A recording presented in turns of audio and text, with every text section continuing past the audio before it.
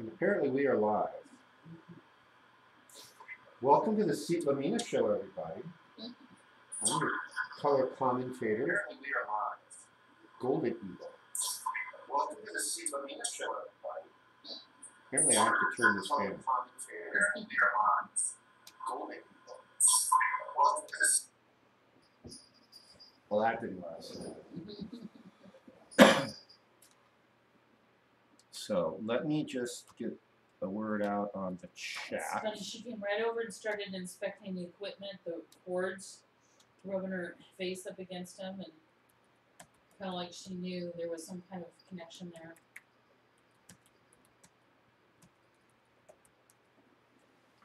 All right. So contrary to popular belief, this is not the Seat Lamina Show. This is Toltec Discussions with Golden Eagle. That would be me. Here at the Toltec Discussions Show, we talk about all things. What do we talk about? Toltec. Oh, that's it. Toltec. Who or what are the Toltecs and why should you care? And what are we talking about this stuff for? That's the theme of the questions now, is why. Seat Lamina. Seat Lamina is our cat who likes all things spiritual. And when we clean a new table and have a new clean surface, she has to inspect it, especially when we put things on it that are spiritual of nature, like an altar or a journal, anything like that. The question of why. Oh, that's why I married her. 2,864 reasons.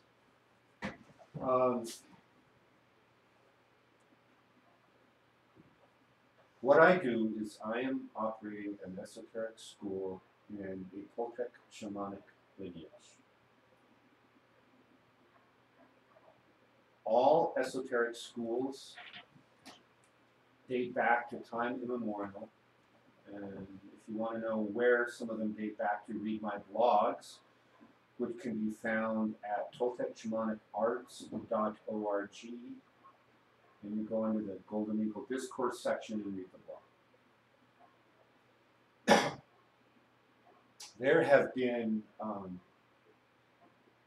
ancient sources of knowledge on our planet with divine origins and connections for hundreds of thousands of years. All shamanic lineages in general, all legitimate ones, and this Toltec shamanic lineage, of which I am a member and a representative as well, we date back a long time. The purpose of all these shamanic lineages, all the esoteric schools throughout history, has been to awaken humanity to a reality and truths. Yeah, that half of the couch would be great. Welcome, Yvonne. Thank you. Also known as Little Golden Eagle. Not my daughter. Although she's young enough. I don't know. Oh. Take the compliment when it's offered. Thank you. And throughout history, humanity has had divine assistance to change our perception of reality, to understand the universe more completely than it can be measured with the limitations of our 5 physical senses. One of my favorite physics analogies is the use of what is known as the electromagnetic spectrum. You have visible light, which ranges from purple or violet up to red, in a very easy to remember sequence of red, orange, yellow, green, blue, indigo, and violet. or Roy G. Biv, as we learned in grade school not Sunday school class, grade school elementary science class. Do they even teach science in elementary school anymore? Anybody know? Do they teach science anywhere?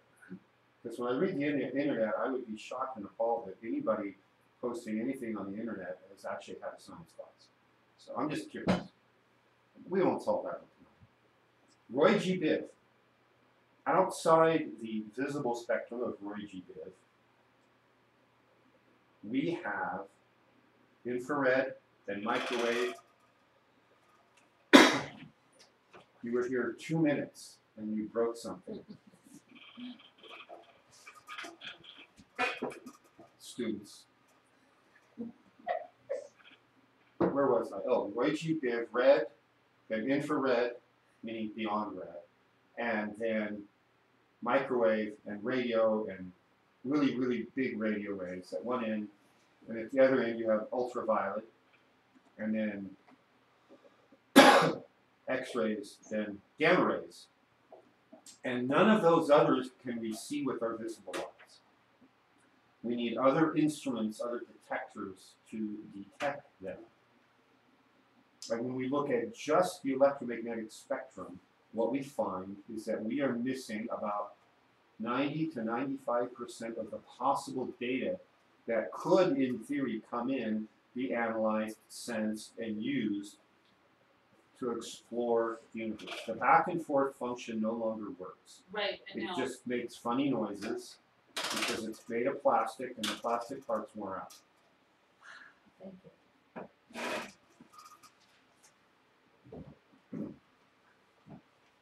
In addition to the electromagnetic portion of the spectrum, there are other physics-based ways we can sense the universe. We have senses beyond the 5 physical senses. There are quantum mechanical effects that we can perceive when we are trained to do so. When we look at all the data, we find that the universe is a very, very different place than the 5 physical senses tell us it is.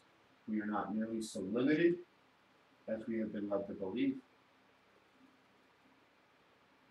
These senses, the description of the full universe includes what are called the higher planes of realities, the higher octaves, if you want to call it that. I'll explain the octaval frequency relationship in a minute.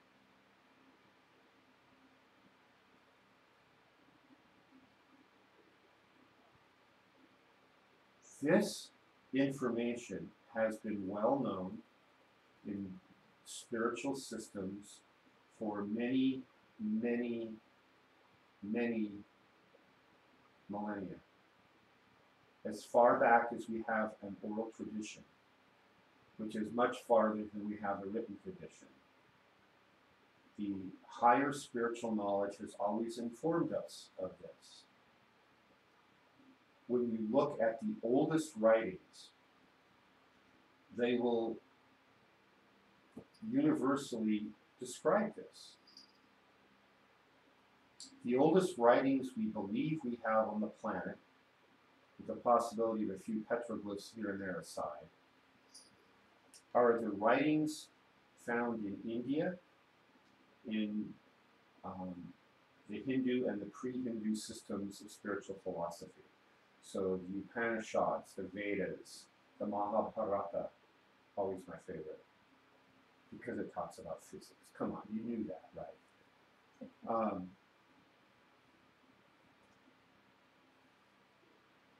But every other system that's old, that's written down, or was passed on orally and eventually written down, describes these higher planes of reality, the dwelling places of angels and spirits and so forth.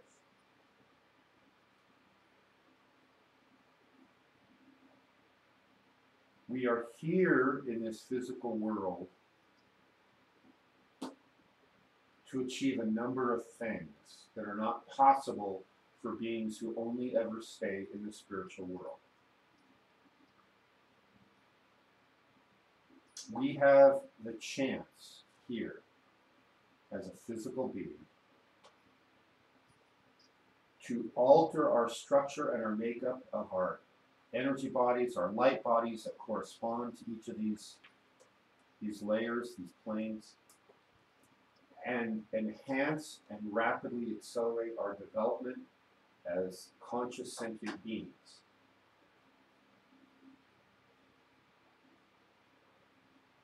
In multiple ways. This isn't just about me or you or you or you or you or you. It's about humanity as a whole. Humanity as a whole has the same potential. Humanity as a whole has a true will, a true purpose, just like each one of us. Each one of us can be thought of as holding, if you imagine the true purpose of humanity to be a 1 trillion piece jigsaw puzzle, wouldn't fit on this coffee table. Each of us holds a piece. It's a piece that we came here not just to put on the table and leave. We have to build it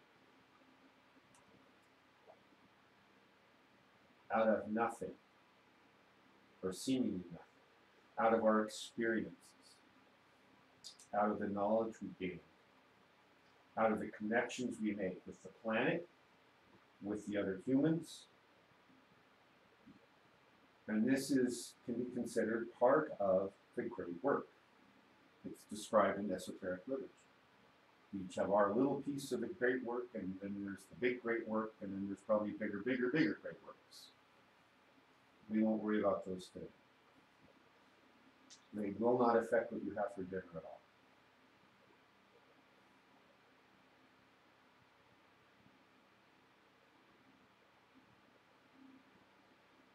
That's the Reader's Digest condensed version of the Cliff Notes version.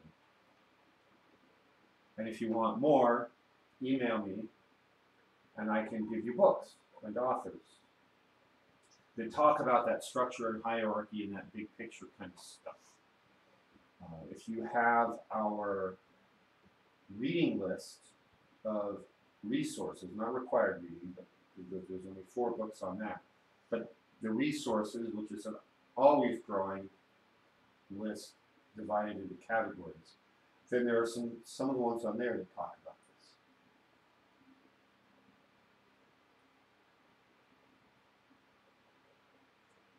this. If you only live your lives with the equivalent of your visible light only, blinders on, and you're missing the infrared, so no night vision goggles.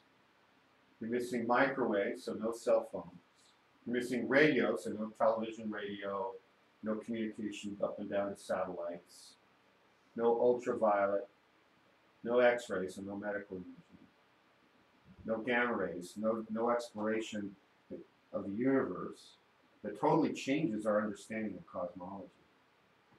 I was once fortunate enough to build a satellite called the Compton Gamma Ray Observatory, or GRO, as it was called. And the political side I'll leave out for tonight. I'm asked to really drop the ball on that one. But the science it uncovered when it was active for about almost 12 or 15 years, I don't remember exactly, there's so much data, they're still analyzing it, and it completely changes our perception of how the universe is structured and the history of the universe. So we wouldn't know any of that if we're doing that. And in the terms of your spiritual work, I mean, if you're not interested in spiritual work, I suspect you're not watching. So the fact that you're watching tells me, yeah, that's what you're interested in.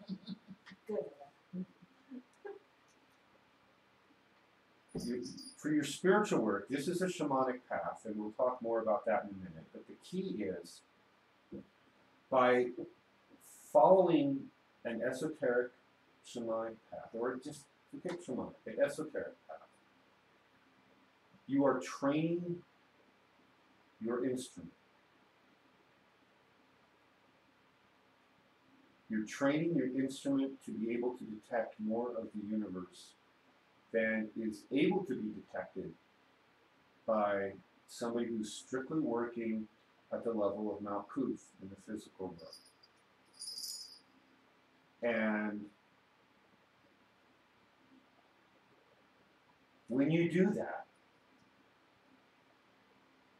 let's just say it is the ultimate aha moment.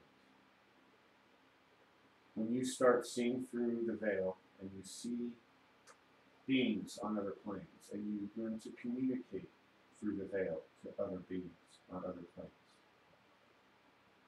You're not relying on ancient scripture for confirmation that this is true. You're not relying on esoteric teachers or shamans or gurus of any type.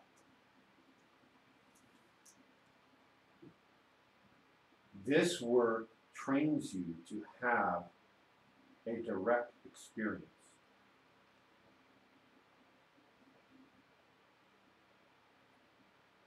So you know, with a surety, with repeatability, that you are communicating beyond the veil.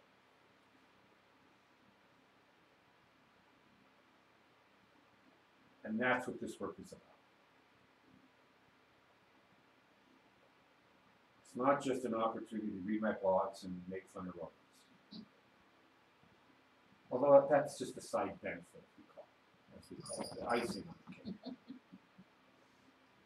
Mina show. The Seema Mina show.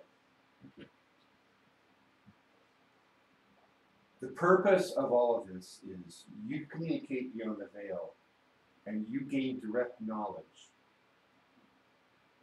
of what is your true will. You came in with it, you were born with it, but it's one of those catch-22 like situations. Because we chose to be born into a race who, when the young offspring is first born, it's not fully developed. I mean, women are amazing. You give birth, you create new life.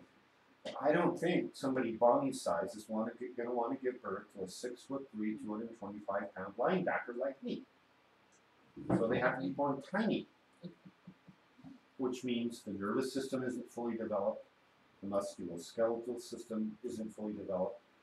The mind is essentially a blank slate because part of the mind is in fact dependent upon the central nervous system as the interface, the go-between, between the holographic field generated by the brain and our conscious processing. As we grow and develop and turn from these tiny 8-pound infants into 225-pound linebackers or barbarians, what we find out is that process of assimilation into the culture that we're born into causes a loss of memory. And part of that is strictly because of the way our nervous system grows and develops. Up until sometime around age 3, although I know people for whom it happened at 2.5. Up until then, from the time we're born until we're 3, memories are stored sequentially.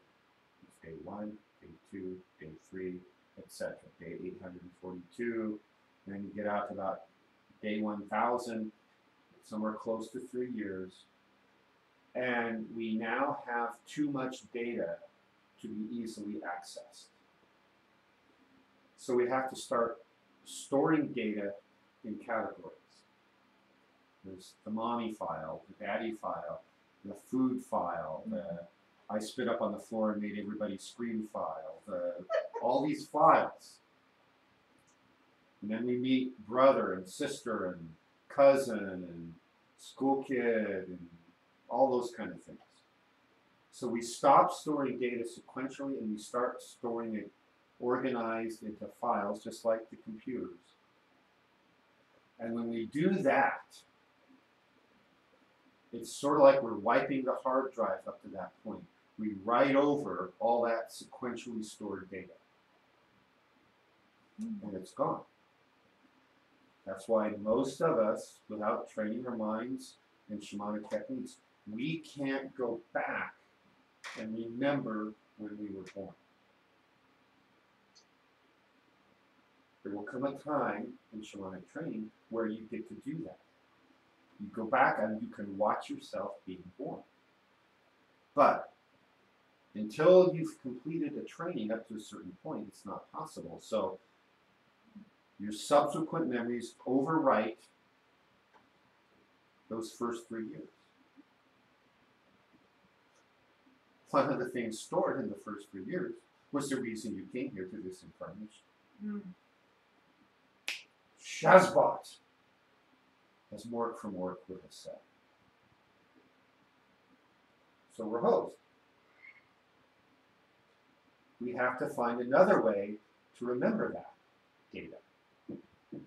And the way we remember that data is you develop higher techniques. You develop techniques and connections with your higher mind, your higher bodies. You develop new neural connections and neural pathways. Just like learning a new foreign language, learning to play a new musical instrument, any new skill, any new activity, at any age, you go slow at first. Until you train those neural circuits, and you have to, it's limited by the rate at which sometimes which cells can grow. Because they have to, it's like, oh man, I can't get over it. Oh, I'm getting a stimulus, I gotta talk over there, and so this nerve cell sends a little dendrite out. Whew, now it's so much easier and faster, right? It takes time. You have to actually grow extensions on cells for some of this.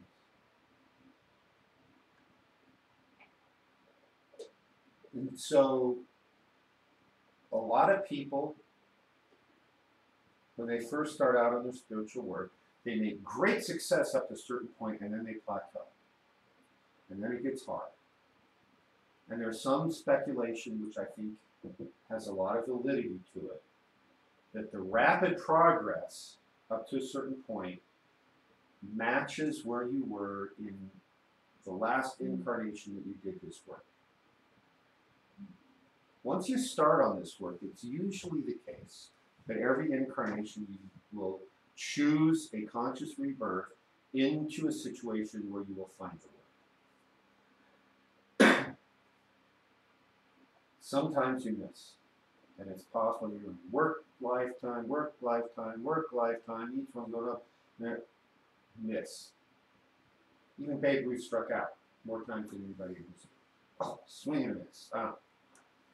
Some random lifetime, and then you get reborn, you're like in that in-between stage in the bars. You go, what did I do that for? I don't want that. I want to go do the work. Yeah. Do you think that has more to do with randomness, or the fact that if there's certain lessons that we need to learn or whatever, that in that particular lifetime you got put up to one of your chronics, one of your challenges? That's entirely possible. Yeah. That it's not all smooth linear progress. So it's not start here, there's your target, smooth like this. We have gaps, you know, there's a gap here, that needs to get filled in. So you manage to avoid your lifetime as a Vegas lounge singer. So you had to go back and do the lifetime as the Vegas lounge singer, having no interest in spirituality, to check that box on how to waste time and really grasp the concept, don't do that. I've been picking on Vegas lounge singers a lot. It's worthy subject matter. It's kind of too easy though, so I need to move on. So it's a more challenging target. You know, like politicians. Don't go there. When you get to that plateau and it starts getting hard, there's several tendencies that can happen. The first tendency is you will start rationalizing why you don't need to keep going. Well, look how far I've gone. I'm above 98% of the people on the planet because look what I can do. I can see auras. I'll just have my career, I'll see auras, and that's what I'll do. And you don't push through. You stop working, you stop building the neural pathways, you stop building the energy bodies, and you don't take your consciousness any higher than the sun on the tree of life. Another thing that can happen is you will rationalize an excuse for why it's all BS, and you walk away from the work entirely. You don't even just keep doing the aura thing. You just, that's all why. I'm not going to. And then, of course, the other possibility is you buckle down and you recognize that, no, you still don't know your true will, not entirely. It's rare to get more than one step at a time. Here's where you go, Ani. Here's where you go, Yvonne. Here's where you go, Arlen. And then once you start making these higher plane contacts, sometimes you can get 2 steps. Here's your next 2. Go do this. Or here's 5 things pertaining to this next step or the second step instead of just 1 at a time. We don't get the whole picture, usually. Although I've known people who did. And it scared the pee-waddly out of them. And they ran away, and I'm not going to do that. Which is the wrong answer by any standard. So we're not told. Because, I mean, not that this would ever happen. Yvonne, do you want to pull the chair over? You can pull a chair over. Fine. But don't destroy your painting. We haven't had a chance to show it online yet. Wait till we show it online, and then if you choose, you can destroy it. It's your painting. You can do it as you please.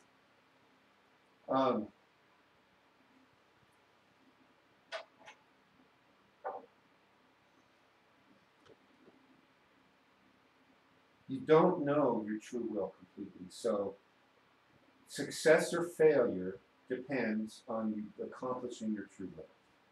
This is the answer to the $64,000 question of why. Why do we do this spiritual work? Why do we do esoteric work? Why do we try to train our consciousness to access the rest of the universe? Well, other than the really obvious, simple answer that it's 95% of the universe that we're otherwise not looking at. Imagine going through an encyclopedia or a textbook on any subject and tearing out 95% of the pages, hiding them in another room, reading the 5% that's left, and thinking you're an expert on that subject. Guess what? You're not. You need that other 95%. And so we need that other 95% of the universe, and we need to accomplish our true will. In one of the recent blogs, I can't remember if it was 2 ago or 3 ago, I talked about the movie Defending Your Life. It was in Albert Brooks and Meryl Streep. Yeah. And it's all about what happens when we die. And you're taken to a place in the movie, it was called Judgment City, and you review your life. It's just reviewing the Akashic records and reviewing your karma and all of this. And they go through a lot of different scenarios, and you meet somebody at Judgment City. So the Meryl Streep character falls in love with the Albert Brooks character, and they both want to be together in the next lifetime. But she's clearly done a really good job in this lifetime, and she's moving on to that next higher plane. And he's kind of sketchy. And at the end of it, he's told, no, you don't get to go. You're too fear-based. So they get on their little trolley cars and they're going away in different directions. And that's how the movie ends. But I won't tell you how the movie ends because I'm going to make you watch it.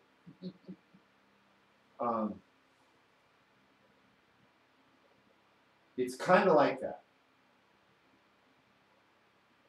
Only there's not like reviewing how many days in the Judgment City movie,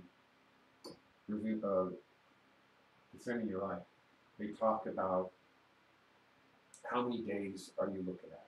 So if you had a good life, they'll review 3. If you had a really bad life, they can review up to 9. And so she was reviewing 3, he was reviewing 9. You can eat as much as you want, any kind of food you want. You never get full. You're never hungry. It's a great place. Sounds like a great place. And so every time they go out to the sushi restaurant, the sushi chefs are sitting there asking everybody, "Oh, how many lives are you doing?" 9. Oh, everybody gets upset.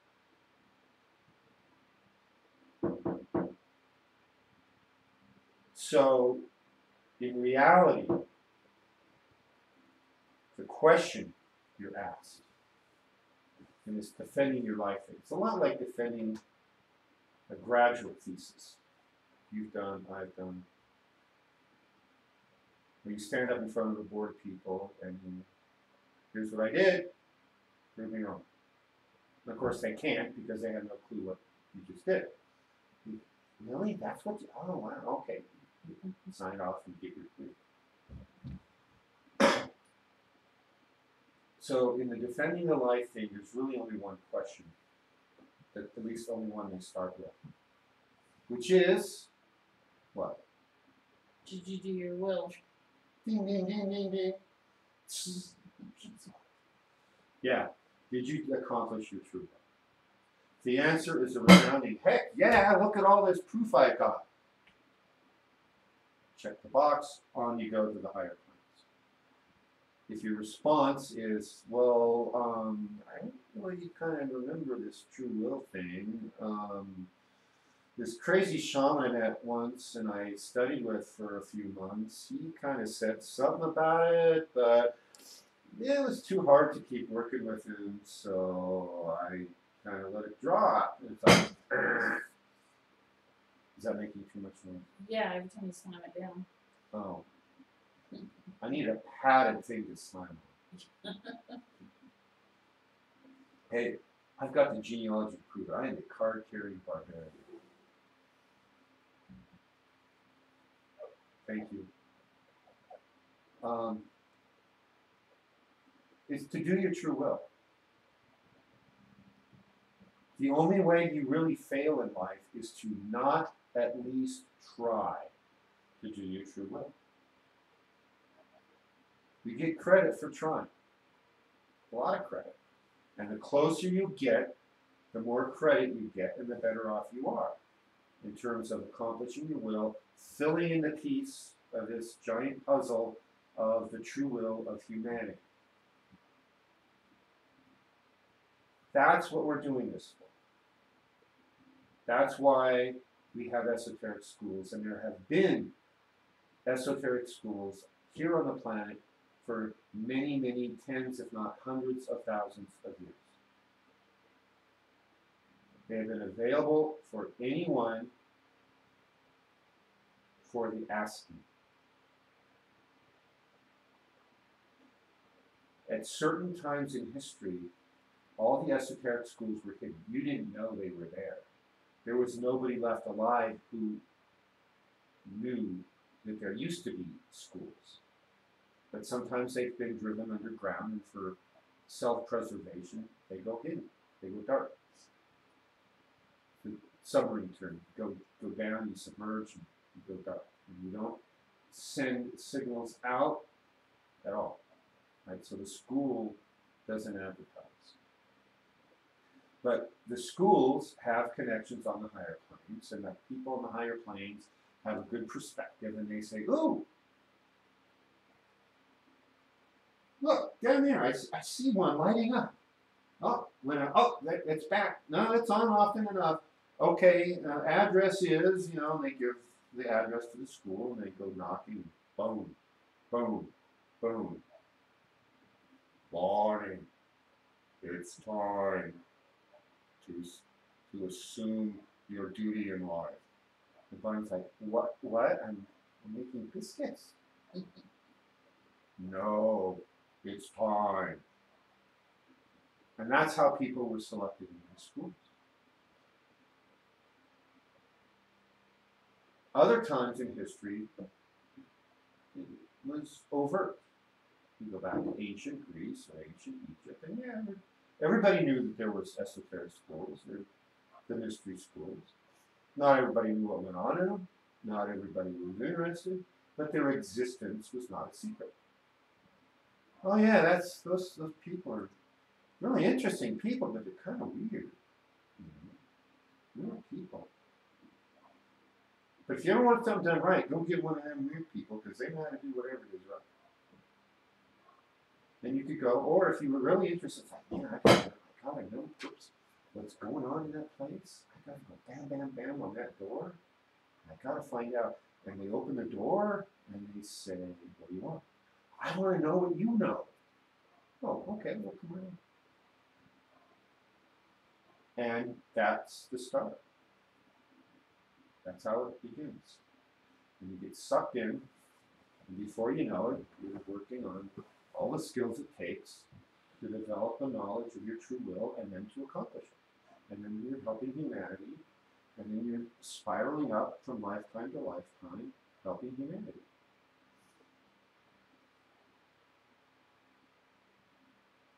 We live in challenging times.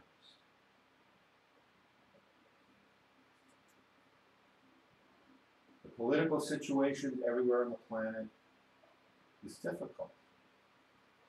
But it's important to remember that it's being deliberately manipulated to make it challenging, more challenging than it has to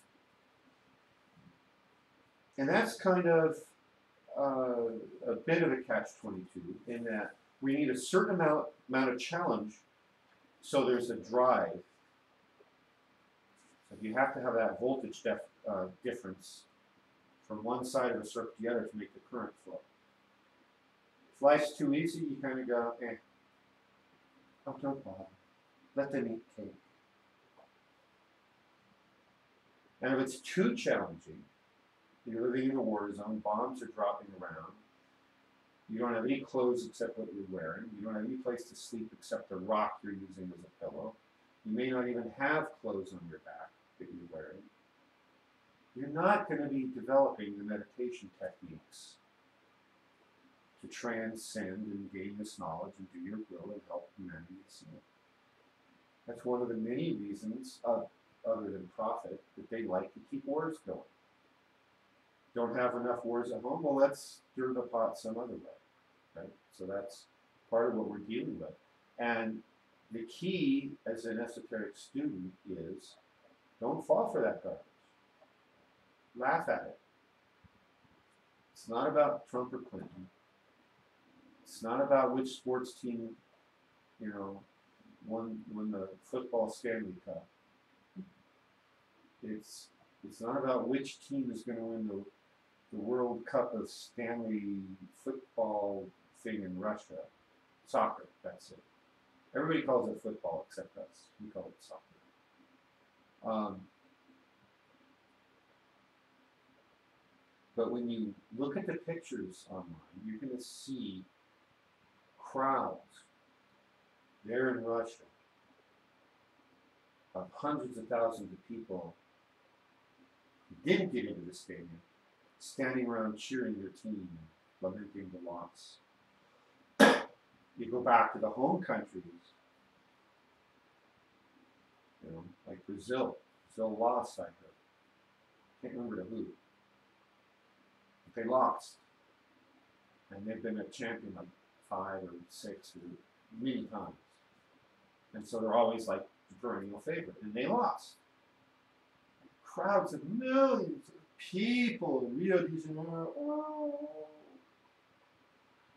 But imagine whether the cheering or the crying, if people were that passionate about something that actually matters. Saving humanity, the progression of humanity, the evolution of humanity, their own true will, better techniques of waking up the masses.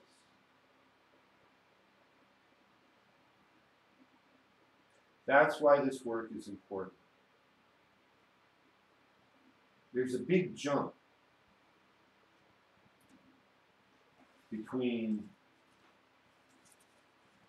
talking about the future of humanity. It's a very grandiose pie in the sky kind of concept. And what do you do today? For your own true will, the true will of humanity, for the future of humanity. That's a big gap to bridge, conceptually. And not everyone can do it. Oh, Cherie is online. I forgot to Hi, check with you. Cherie. Everybody's saying hi, Cherie. Hi, Cherie. So, what I can tell you about that is imagine filling, to keep the analogy something we can manage, a 55-gallon drum of water, a quarter teaspoon at a time. And the stream, your only source of water, is 10 miles away. And the only thing you have to carry water in is the quarter teaspoon. And oh yeah, you could roll the drum over and fill it up, but it's too heavy to carry back. You try to roll it back, all the water leaks out, so you're stuck. So what do? Every day you walk 10 miles over, you get a quarter teaspoon of water, you bring it back, you put it in. If you're really good, you can get 2 trips a day.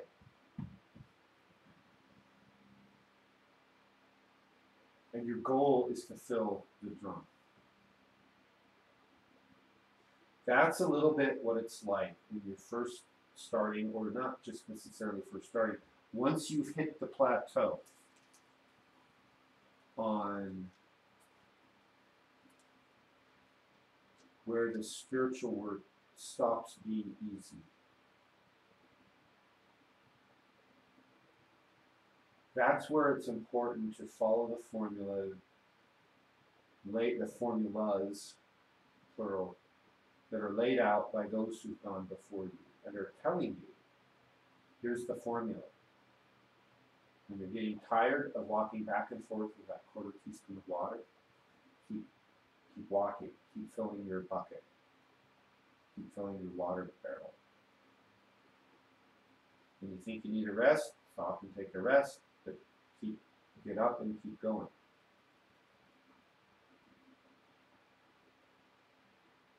So what are the analogies then of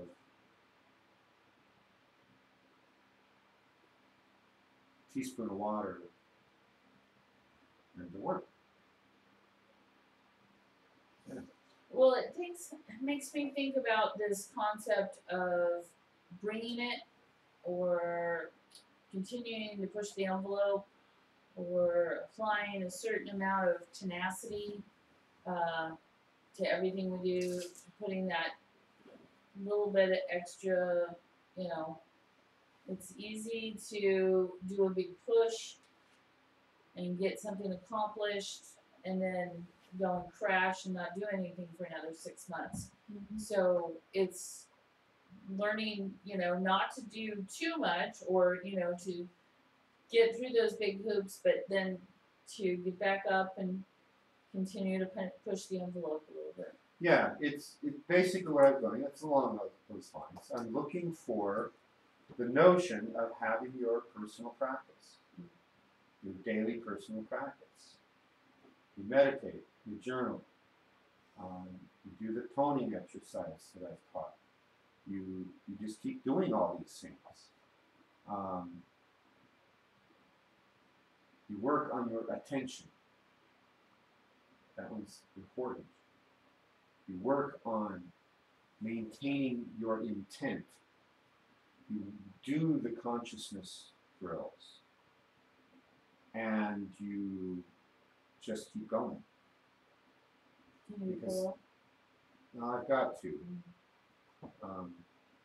I need the chair to be 6 inches taller, is what I wrote. Question. No. Nope. Okay. Cherie had a question or a statement. I think I would be inclined to move where the water is. Okay, let's examine that. So where's the water barrel in this analogy?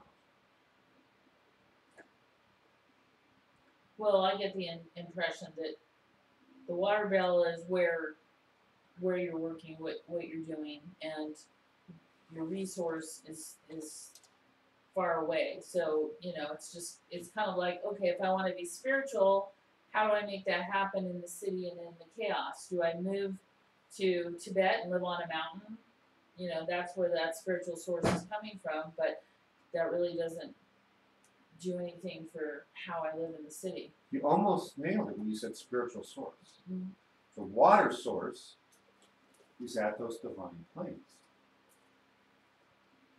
So you So want if to you want to move there, Cherie, that means ending this life and going back to the spirit realms, and then you're going to be right back in that situation of defending your life and saying, Shazbot, I didn't get it right, and back you go. And you're here now, so be here now. And yeah, the water source is, by analogy, that's what we go up in planes to get, that knowledge, that dew, and bring it back, bring it down here to fill our bucket. So there's a lot of analogies here, and that analogy is set up so no, you can't just take your bucket there and leave it and live there, because you need the water over here. So in other words, you have to work to get it. Yeah, they call this spiritual work because it's work. It's not called work because it's easy. It is, however, worthwhile. Because the rest of that picture is the bucket is sitting on a teeter-totter-like lever. And it's connected to a door. And the only way to open the door is to push the lever down. And the only way to push the lever down is to fill the bucket, fill the barrel. So you teaspoon at a time. And then eventually you've got a critical mass of water in the barrel, and bink, and the door opens, and then you get the good stuff. Does that help, Cherie? Yeah. It seems like, it is work, and we can talk about it in those terms, but I think part of it is patience and perseverance, because the point is it looks futile. It looks like you're not getting anywhere. And, at some point you're going to see that, yeah, you are making a difference and that something is starting to collect there. And yeah, it does seem that easy that at some point something tips and you have this, clarity and ease of movement with these things. But there is that clear plateau where you wonder, am I really doing anything? Is any of my efforts counting for anything? Am I just going through the motions? Do I really understand what I'm doing?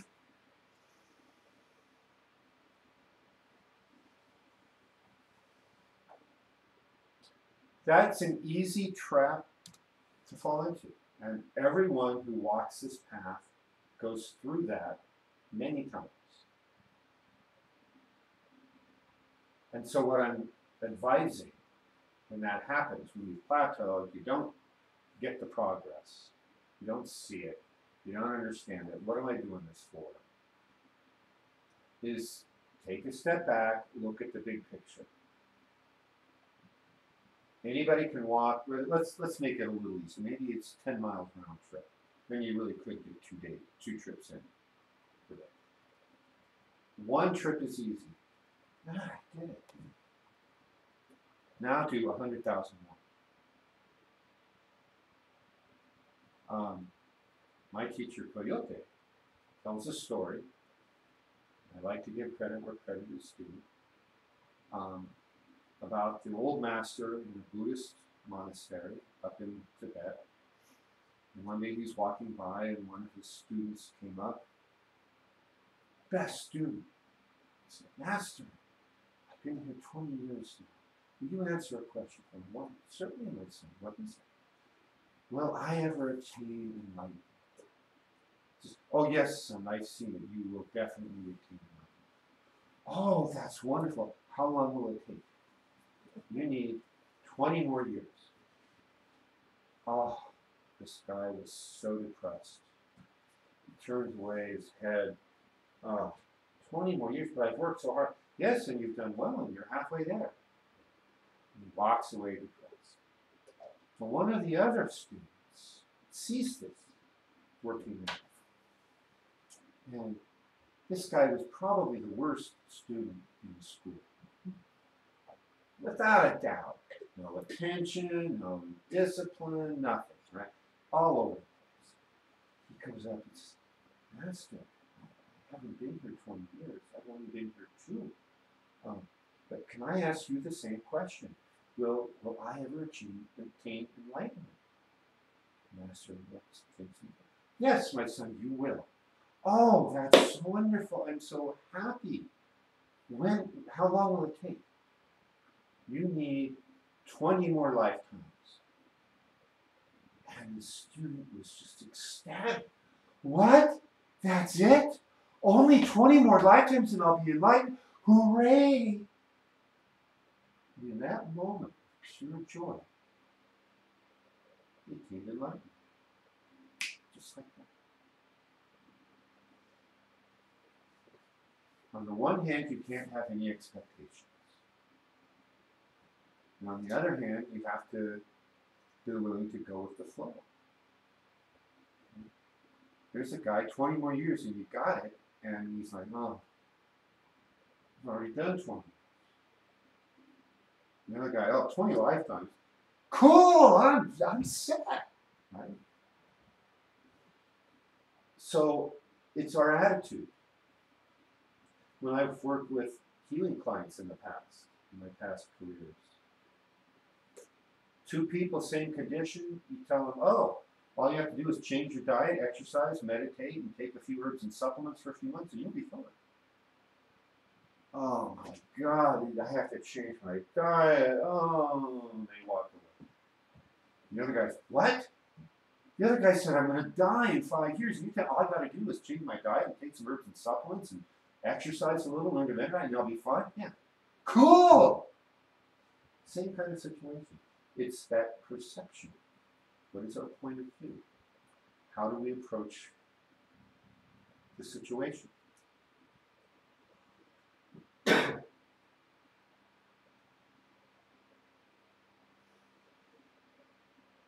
So the biggest thing you have to do, if you would like to make progress in this work, what did she say here?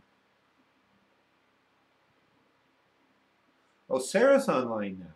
Hi, Sarah. Hi, Sarah. Hi, Sarah. Cool. What colors are here? I can't tell in that little picture. So, Sarah, what color is your hair this week? Everybody's asking. The key to success in the work, the esoteric work, is discipline and consistency and to engage with it. Here at the farm, we used to be what was called a WOOF host farm.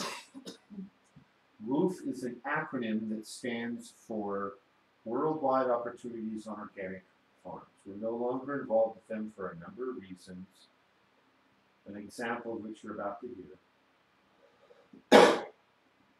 So these are mostly young kids, anywhere from 18 to 30, who are professing an interest in learning organic farming, some aspect of it. or homesteading. So at the time we were homesteading, organic gardening, and organic goat dairy milk production, cheese making stuff. So we were an organic dairy farm, basically. And with the homesteading section, we'd be building fences, building whatever. And so one day I needed to cut some logs for firewood. And so I asked this young kid, hey, have you ever cut firewood? Oh yeah, I've cut a lot of wood. Okay, great. I'm gonna leave you here to see this log, just cut it up into 18-inch sections. And I gotta make a quick trip to the hardware store. And I'll be back in 20, 30 minutes and we'll continue. Okay, great. Well, I get back, and he's only got one round, only need one cut through this log to make a block of wood that will split. And he's drenched in sweat. He's laying on the ground, gasping for air. I'm like, dude, are you alright? Should I call 911? He's like, that's the worst saw I've ever seen. It about killed me. Really? I cut all these logs down yesterday. I don't understand. It was working fine. So I go over to the saw, quick, about 10 seconds, cut through the log, turn it off, look around at the kid, and like, what was the problem? He's looking at it going, oh my gosh, what's that noise?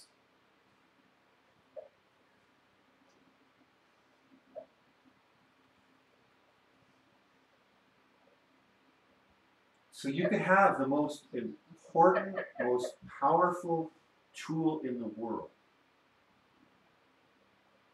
The most efficient way of cutting wood that we have until somebody gives me a lightsaber. And it doesn't do you any good if you don't turn the tool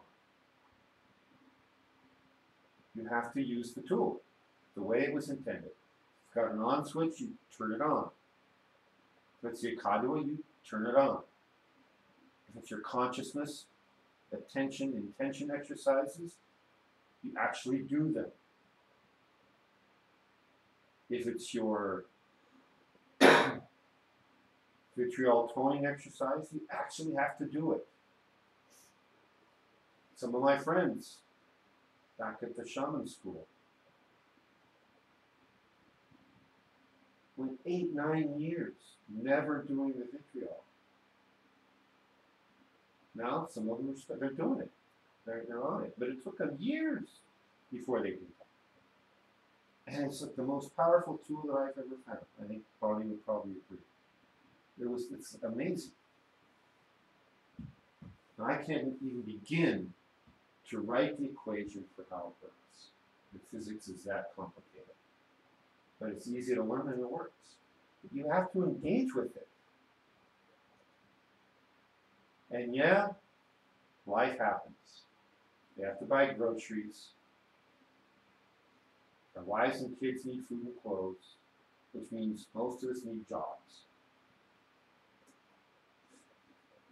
So we have to balance that survival in the physical world with the spiritual world. And to the greatest extent possible, you want to make those two merge. You don't want a sphere of your physical world work and a sphere of your spiritual work that either don't touch or they only touch at one point.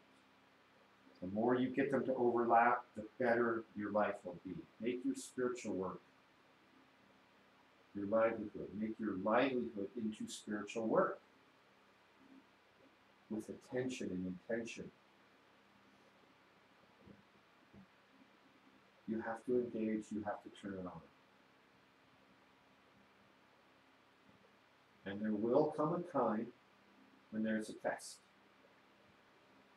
I'm not the one who's going to be administering that test. In a way, you are. When you get to that judgment city, or whatever the real place's equivalent name is, and you're defending your life, and they ask you that question, did you accomplish your true will? If you want the answer to be an easy, slam dunk yes, A+, I'm moving on, and you have to engage now. A teaspoonful into your bucket at a time, preferably every day. Engage and do some aspect of this work.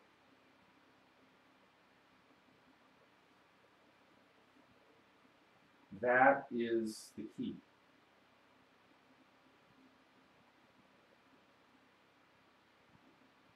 Any questions?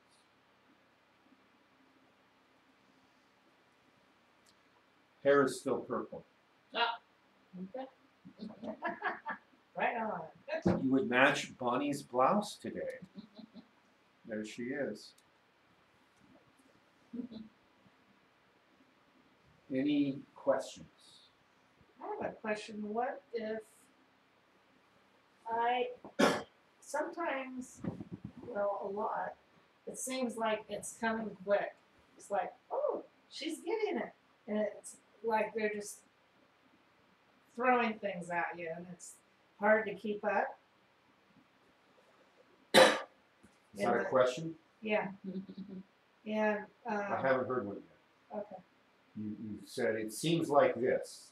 Yeah, and so what do you do when it seems like a lot's coming at you and you're trying to slow it down? Why slow it down? Why would you want to do that? Yeah. I generally don't. You should want to speed up. Keep up. Keep up and speed up what you're doing and adapt. Don't slow down. I've seen even examples at esoteric schools, esoteric organizations, non-shamanic esoteric organizations, where people in organization were given an opportunity to step up to the plate, and it starts going fast, and when a critical mass of the people in the organization bog down and rebel and say, oh, that's too fast, that's too hard, I want it to slow down, it'll slow down. And you may not get another chance. Mm. That opportunity may not come again. It's kind of like catching a wave surfing. The surfing analogies are really good. You know, so like you catch that wave, you don't go, oh, never mind. At that point, you ride it, and you wish for the ability to ride it. So yeah, when you meditate, ask for the abilities to handle the speed, the pace that's necessary. You need air. Don't slow down.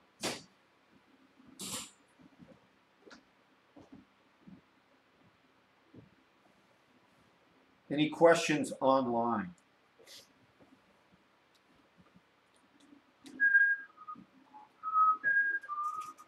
Any questions from the other side of the room?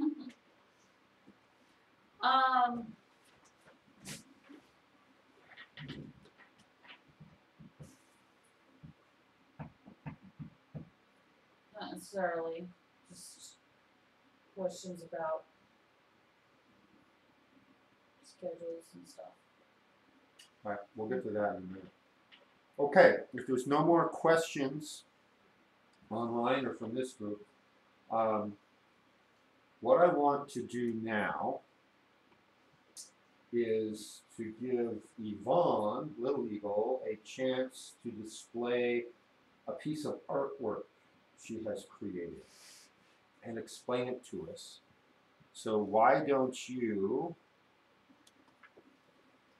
bring it right over here and stand and hold it up.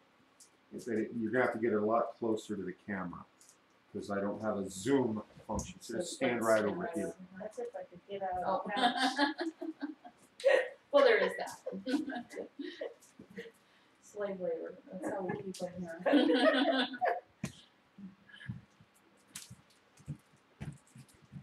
Come forward. This is the camera. Okay. Tell us about that. Well, this is called Jaguar On, and ever since the Jaguar initiation, Jaguar is just in my life every day, and this wanted to be painted, so I did. So I like it. thanks. Awesome. Can you So- explain any of the symbolism? I see some things that I recognize, but I want to hear what you have to say. All I can say is it wanted to be painted, and I painted it. So I was told what to paint, and I did. Nice. And Very nice. I like it. So, Okay. and it's a mandala, and we all want to get here. Okay. They'll make really good postcards too. I would. Not postcards, but greeting cards. Yeah. Like, awesome. So, Yeah, that's amazing. thank you. Okay, so a few weeks back, we had a shamanic field trip, and we went and visited the studio of a local Toltec artist here in Mount Shasta named John Kirby, who uses the Akadwa and makes some incredible crystal wands. Oh wow. And these are two that are dear sweet. Oh, hold on, one at a time. I don't want to drop them. Wow, this is such an amazing crystal. Anyway, Yvonne had these specifically commissioned, and this is amazing. So this is a big, giant Lemurian quartz crystal on one end, and the other end is a big, round sphere of lapis lazuli. And the round end is the female. Right, and then And the pointy end is the male. I don't know how they figured that out. They did. So this is an impressive tool. It's copper wrapped in deer skin, and he does amazing work. And if anybody's interested, you can come up here to Mount Shasta. I will introduce you to him, and you can custom build your own. Now this, isn't that interesting? This is a piece of quartz, rose quartz. Yeah, the light in here is already Yeah. rose colored, so it's hard to tell that. It's got this wonderful little plane. It's like a whole little universe in there. This is like a model of the different planes. It'd be a great analogy for that. And the other end, of course, another clear crystal point. And these are just beautiful work. So this is the work of John Kirby. He holds the Akadwa. He's a Toltec artist, and he does Toltec art, the real work. Thanks for bringing those. Thank you for the show and tell. Your artwork is incredible. The others Thank you you. did were amazing. And she will have in the future at least little postcards, if not larger prints of these and all her others available for purchase. So I want to say a word about Toltec artists. Oh, comments online. Let me see about this. Don't lose your keys in there. Sarah says, this is nearly impossible to watch from home with my daughter climbing all over me wanting attention. Well, bring your daughter and watch in person. That's my answer. Oh, Sarah wants to know what the wands cost. I'll let you talk to Sarah offline. You guys should have text numbers for each other. Cherie says, very nice. I'm wondering, Yvonne, if there's a reason for the art shape with the 13 dots, if I even counted it right. And then she says the wands are lovely. So, I don't know. It's like 13. 13. Good eye to catch that. I think they're moons. There are 13 lunar cycles in a year. The little loopy things remind me of those petroglyphs from the Nevada desert. which, and actually the dot in the center, of course, means a lot of things, but these petroglyphs were like half circles with a dot or a slash in the middle of them. Yeah. And we just went and looked at those on the first day of our trip 2 weeks ago. And I think Jaguar is really important because, well, not only dreaming, but night and the moon, but it also great mystery. Mm-hmm. And that I know because I've seen that they're guarding and walking the matrix of the classrooms. Mm-hmm. Oh, And, this is really powerful. and they're light beings, and the matrix of the classroom is light. Oh, And- there's definitely symbolism within symbolism, like Bonnie was saying there, and I Yeah. can think of 4 or 5 things off the top of my head. And I through my day I activate things, and I consider Jaguar another element. Yeah, And I it is. activate it, and I use it every day. And in my caregiving, I'm activating it for my client. Yeah. And she's better from doing it.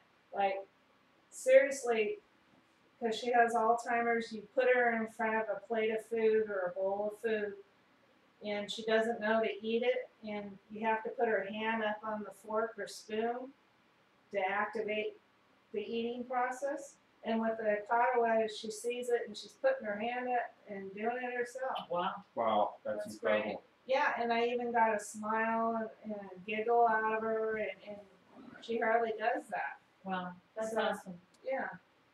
So, what better thing to do with the Katawa than give it to somebody has severe health issues. Right. Yeah. Exactly. Well, that's how I got involved on this path, was the use of the Akadu as a healing tool by itself and to enhance other healing modalities. And I've been,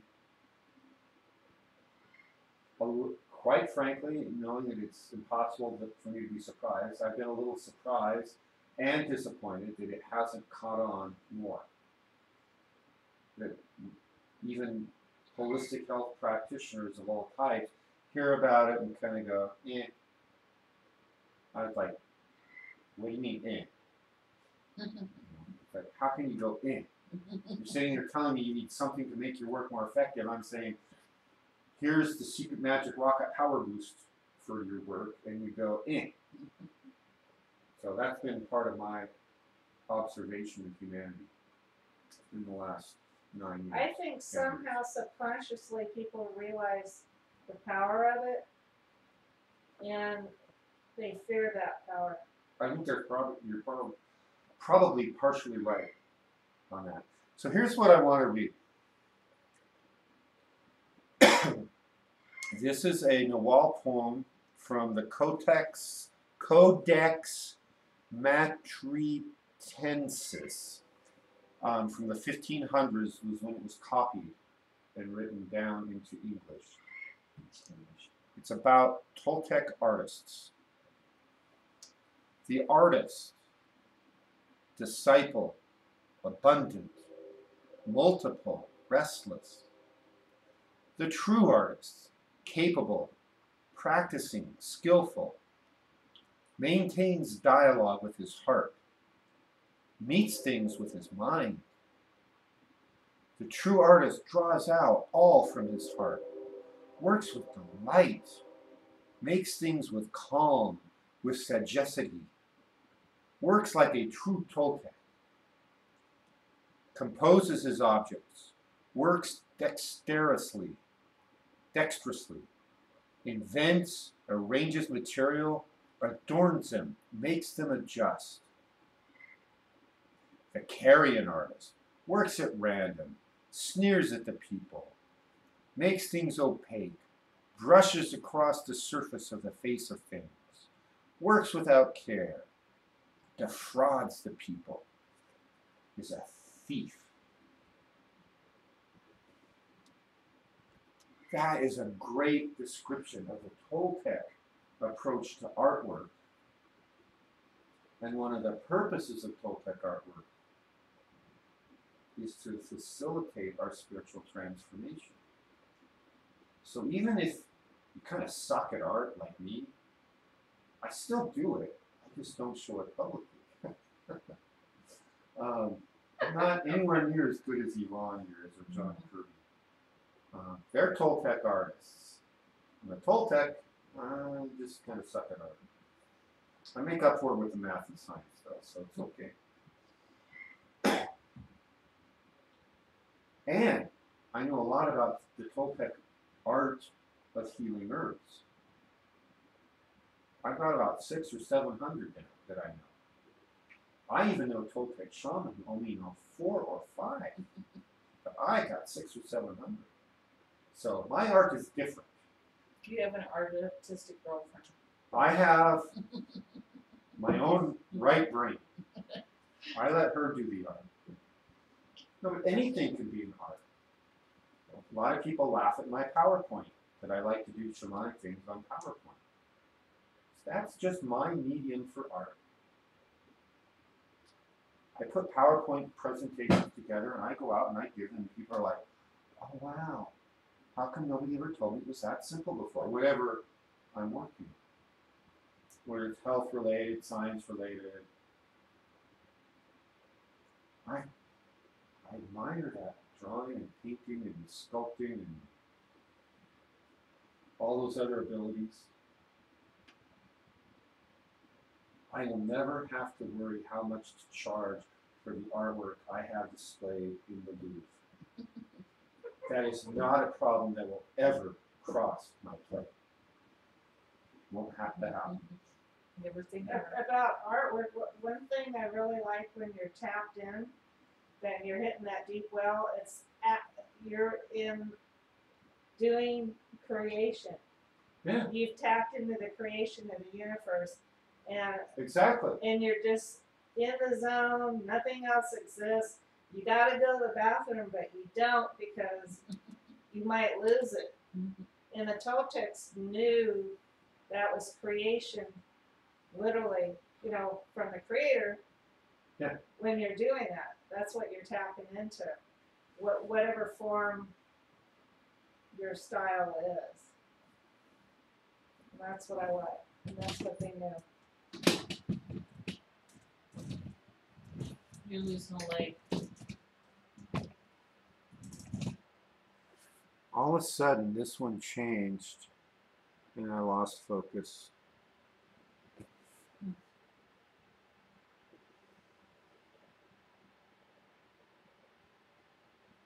Okay, I have some questions from online. Cherie says, I'd like to ask Yvonne if she too saw the moon on the field trip. When we went to Pluto's cave and we were coming out, did you see the moon up in the sky?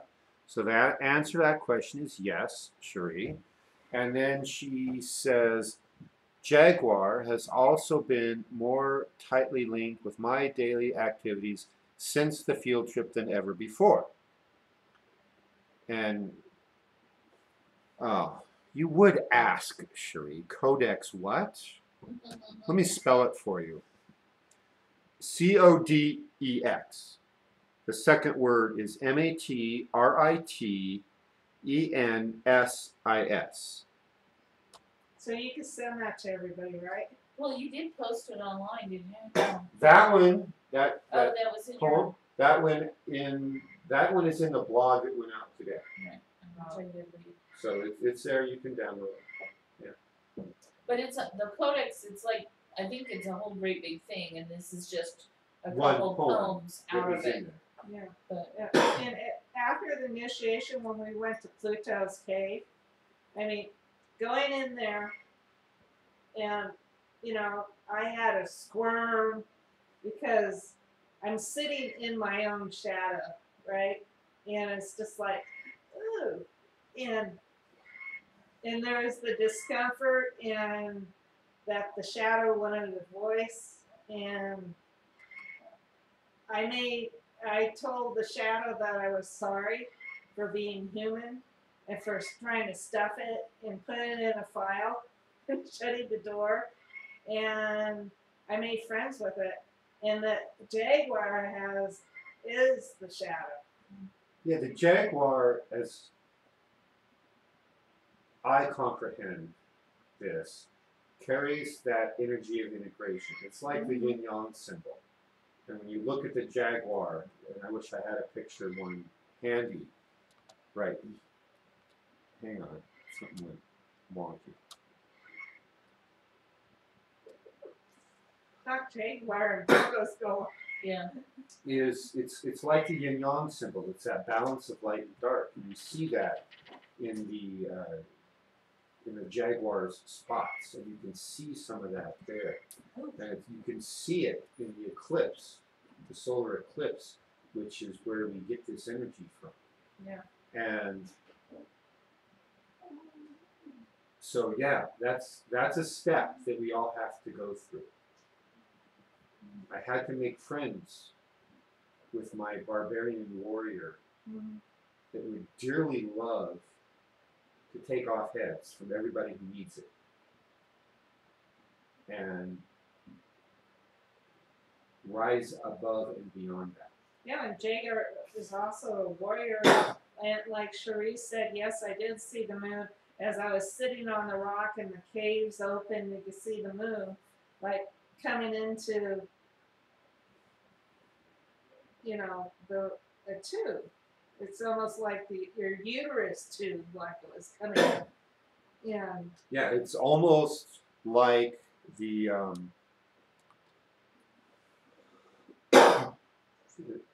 what I saw when I was at the solar eclipse, when I downloaded this information about the Jaguar, is there's a tube of lunar, which is magnetic, surrounded by a shell of solar. And you can see that in your heart. And you can see it on Jaguar spots when you look at the animals. So it is that balance of light and dark, and we have to make friends with it. It's part of us. Mm-hmm. And in order for us to operate as a holistic, unified being, you can't leave out your dark side. Mm-hmm. I know there's a lot of new age feel-good systems that will tell you otherwise. That will tell you if you don't, that if something makes you feel bad, then it's not good, so don't go there. Yeah. And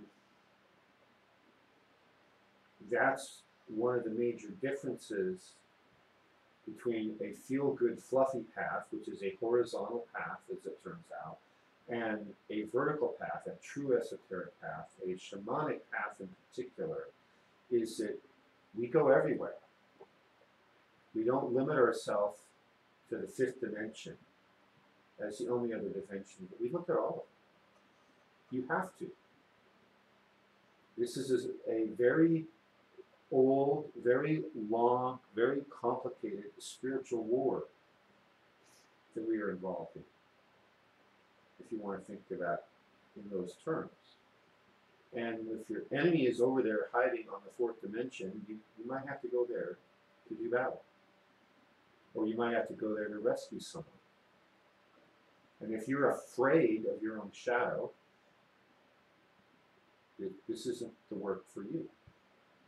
And if you can't have a teacher point out to you that you have to rise above that fear and be able to go there and make friends with your shadow self and make friends with your own dark side and place it under your conscious control and use all of that to work for the benefit of all beings everywhere, then yeah, this is your path, you're not ready. But if your response when you hear that is, it's like, oh, we got to go to the fourth dimension and do battle and rescue somebody, sign me up, put me down on the list, then yeah, this is the right place for you. And then it just becomes engage, engage, engage, personal practice, personal practice, personal practice. And do it. Teaspoon at a time. So that bucket is full enough that it tips the lever and the door opens. And then you're on level 2. Level 10, level 2.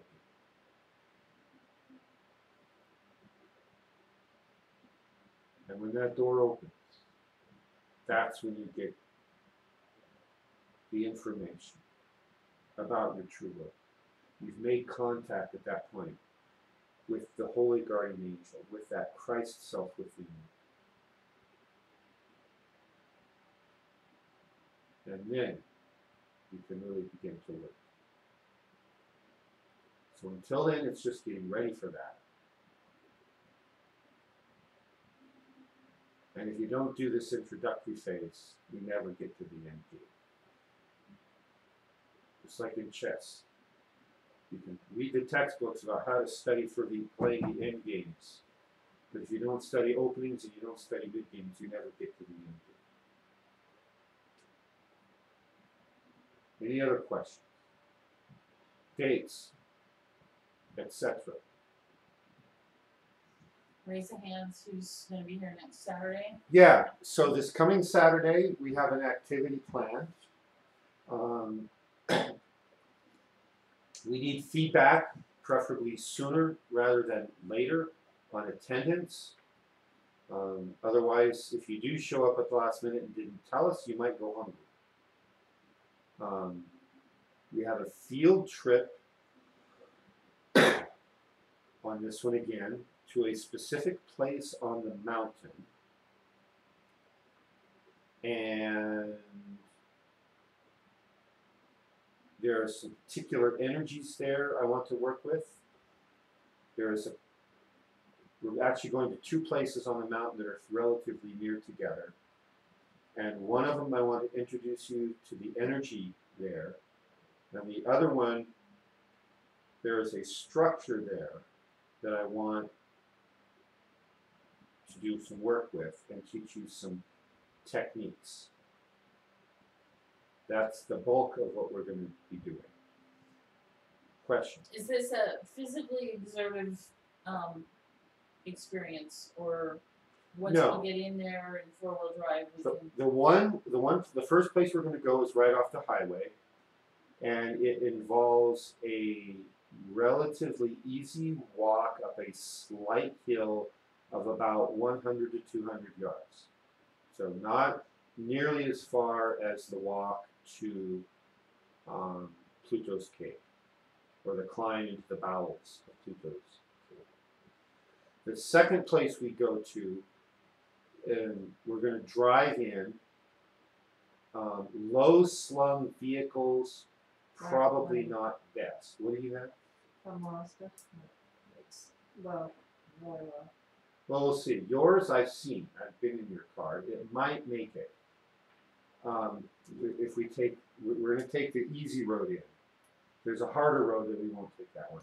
That We one, only need one other vehicle, depending on who's coming, that has a higher wheelbase. It doesn't even have to be four-wheel drive, but if somebody has a vehicle that they want to volunteer just to drive into the space, that would be cool. yeah, that would be good.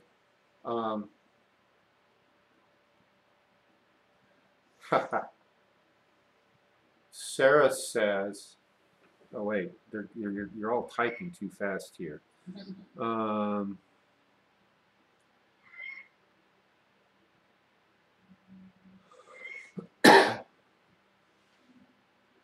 Sarah says, it's not that you don't go down a path that doesn't feel good, it's that you choose to feel good about the path before going down it. If you go down in fear, you'll miss the lesson. That's a good point. Yeah. You got it. That's right. What was it? I just posted something in a previous blog or two about basically when it starts to get tough and you're feeling the verbs and the transformation has started and it's like catching the big wave and you're inside the big giant bell that's been rung and you can't stop it, is you learn to enjoy it and it goes a lot easier. So excellent point, Sarah.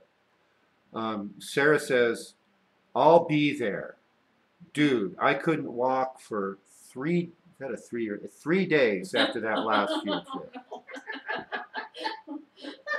Cherie says, what time? Sarah says, you riding with me, Cherie? And then Cherie says, I'd love to, thanks. Let's shoot. What time did we start last time? 9? Let's go 9:30. Be here at 9:30. And what do we need to bring for the field trips? Walking shoes, clothing you can layer, sunscreen, beverages, healthy snacks. Did I say journal? Journals. And writing utensils. You have to be able to actually write in your journal. You're not just going to sit on it. Could bleed on it. And if you have any portable altar pieces you would like to bring, when we get to the second location, we're going to create a temporary altar. And then you will take that with you when you leave. And as always, when we go to these spaces, especially at the first one, and at the second if you choose, if you have something that you would like to gift to the energy of the space and the beings that guard it and protect it, you're welcome to do that. But it's basically your simple day hikes. I mean, we're talking 200 yards. The only reason you're going to be out of sight of the cars is because there's trees in the way. And the rest of the time we're going to drive basically right up to where we'll be working, to within 100 feet anyway.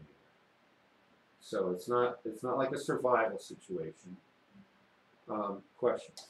Okay, so just a whole nother aspect of this is we have a fellow Padua colleague, Phyllis Douglas, who's going to be staying with us here for a week, a week basically. And she is doing, I think, a 4-day workshop, and she has yet to get us a flyer or anything about it. My thought is that most of you probably wouldn't have the time or money to be able to attend.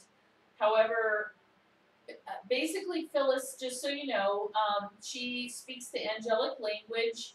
She has a direct fire connection. She does angelic singing and singing bowls and so forth. But she has a direct connection with Metatron. And she downloaded some symbols from him back in 2010. But apparently the world was not quite ready for that information yet. And so they were taken back and they've been re-released. And she's going to be teaching those to Golden Eagle and myself one evening. Friday night could be a good evening. If you guys really wanted to do this, we could potentially include you in that one night training, which would probably be that Saturday night. But we still have to arrange everything with her because she's going to start her workshop on Saturday. It's going to go Saturday, Sunday, Monday, Tuesday. So if anybody is interested in that, we need to know so that we can make arrangements to make that happen. So that could also be an extension of this on Saturday night or the Friday before, in which case we'd have to look at some kind of overnight situation for those from out of town. Well, I would like to push for doing it on Saturday night for a couple of reasons, because we have a potential, you and I have a potential conflict on Friday. Right. So for that reason, I would like to How much suggest, is her workshop? we don't know. We don't know because she hasn't got us a flyer yet. And I don't know what she'll do for you guys for a one-night thing versus her 4-day thing. And as soon as we know anything, we'll pass it along to you. But this is kind of, unfortunately, the way things fly in the shaman world is the window of opportunity opens, and if you're interested and available, then you make it happen. And I'm sure in one way or another she'd be willing to work with you if money is an issue and you really want to be Yeah, I there. haven't seen any flyers around town or anything. I asked her where she gets her students from, and she has her ways. So she apparently has a handful of students she's going to already be doing this with. She's willing to open it up to a few more. So, I just wanted you guys to know about that, and if you're interested, then we'll try to work something out for that Saturday night, since you're already going to be engaged in this kind of work. Phyllis is an amazing individual. She has a website that I don't know, but if you look around, you can find it. What's her last name? Her last name is Douglas, and her shamanic name is Vox Angelus, VOX. which means, yeah, VOX, which means voice of the angels. I've heard her speak the angelic language. I've more often heard her singing the angelic language. She is an incredible musician. Intuitive She's an healer. intuitive healer. She's singing. Her great gift is music. If you want to know how to combine the Akadra with music, she's the one to study with. And not even study with, but just watch and learn by example. I learned a lot about my own shamanic drumming, just listening to her, watching her do her own version of shamanic drumming, which is unlike anything I've ever heard. You know, we've got shamanic drumming CDs up the wazoo, and we've got shamanic drumming that we watch on YouTube, and it's nothing like Phyllis does. She does bowls and all kinds of amazing things. So, But you can probably Google her, and there's probably video clips probably on YouTube.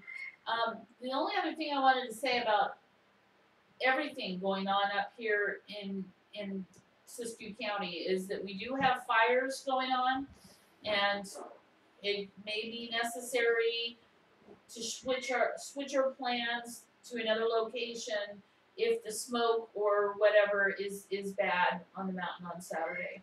okay, so that's an important comment. I've been called and contacted from people all over the country asking if we're safe here. And it's a fair and valid question because we live in fire country. And people who live a long ways away don't always know the geography. So right now there's a big fire burning up near where there used to be a town called Hornbrook. The town of Hornbrook, unfortunately, no longer exists. It was burned completely. I think every building except one or two is gone in the little town of Hornbrook. The name of the fire, if you want to look on the status, is called the Klamathon Fire. It's named after a site near where it started, which was the site of an old mill that used to be there, one of the many mills in Siskiyou County that is no longer there, very close to the Klamath River. And in fact, this fire has now, I believe, burned more to the north into Oregon. This location is about 50 miles north of us, where it started, and it's burned north into Oregon. It closed Interstate 5 for a time, and I believe it has jumped the Klamath River, and so it's worth watching. Lately, the winds have been blowing the smoke away, and yeah, you can make a real-time call. If the winds are bad, where I want to go on Mount Shasta, I will have an alternate location where we can do most of the same things. I'm thinking of one or two right now. Let's not bring it on. No. So let's bring on winds from the southwest to keep the smoke out, and let's bring winds from the west, especially with water from the ocean, to bring rain to put this thing out. That's the shamanic goal. I think that's. Go ahead. Dates?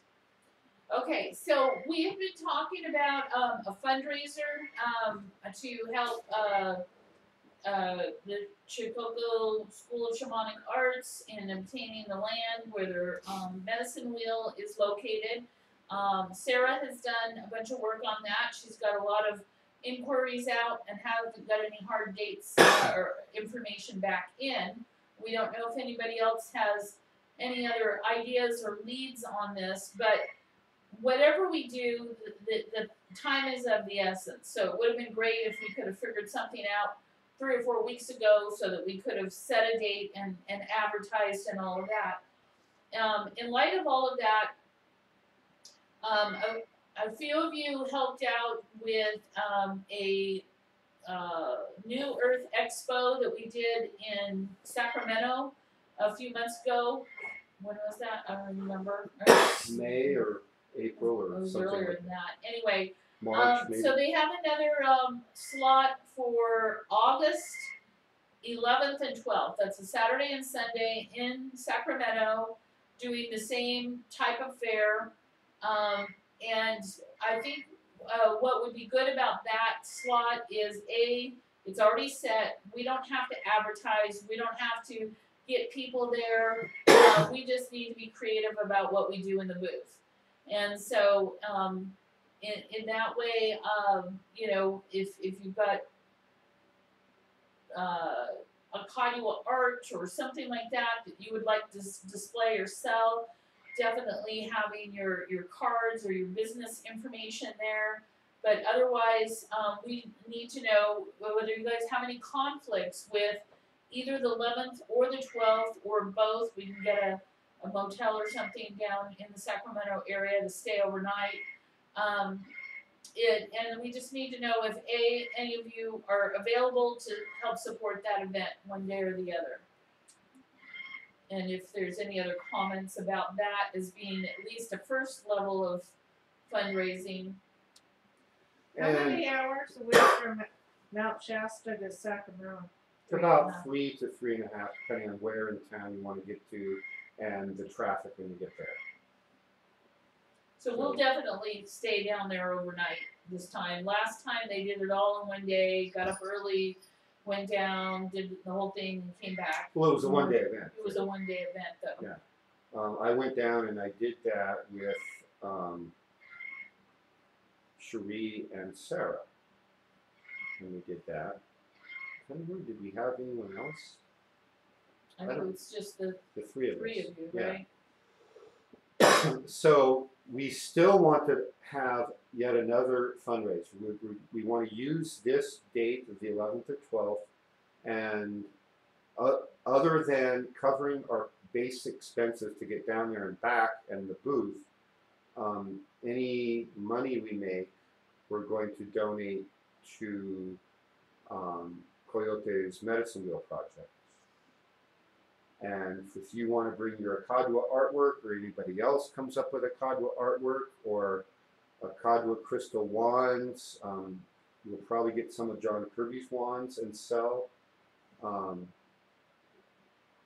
You're welcome to do that.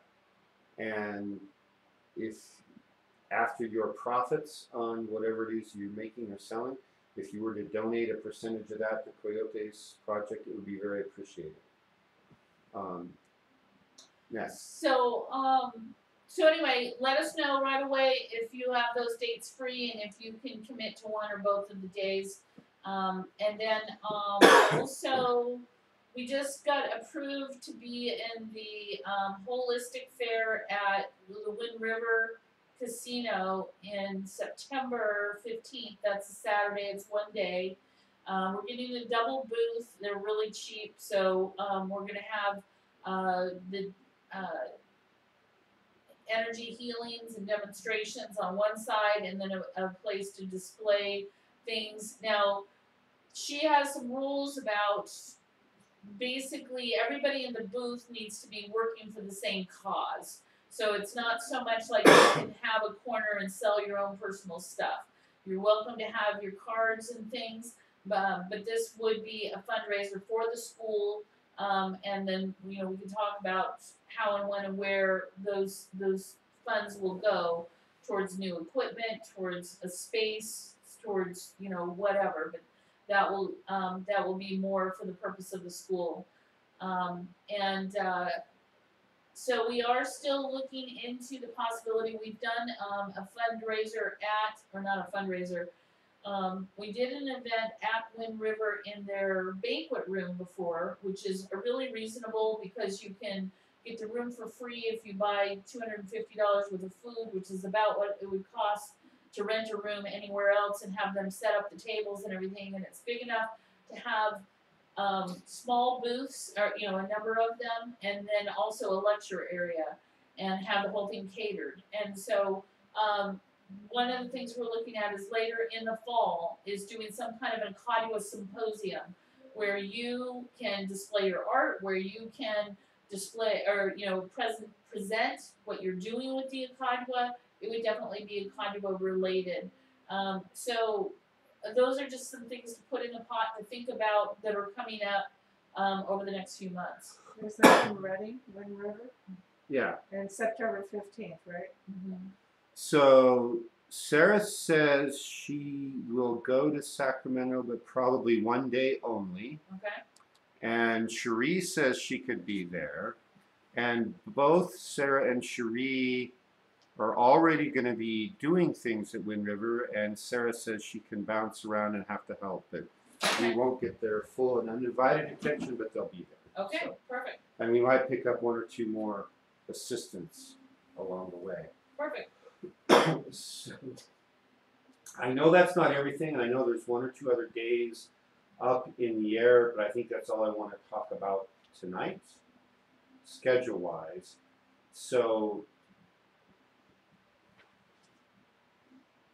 this class, workshop, whatever we want to call it for this Saturday,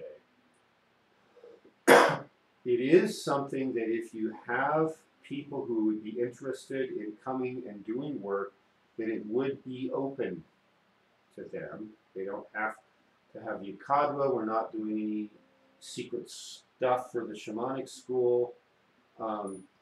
If you have anybody who wants to come, Send us a reference. send us the contact information and we'll take care of it. And we'll have an official announcement out tomorrow. But there's two main things I'm looking to get done.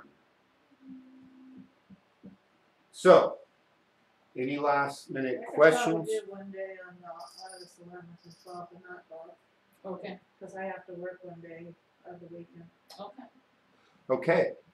All right, everyone. For those of you who turned in online, thank you very much. I appreciate it. If you missed the beginning, as soon as we go offline, it should be available to watch again and get back to the point where you came in. If you weren't watching live, but you're watching on tape delay, thank you very much. And contact me about Saturday and everything else.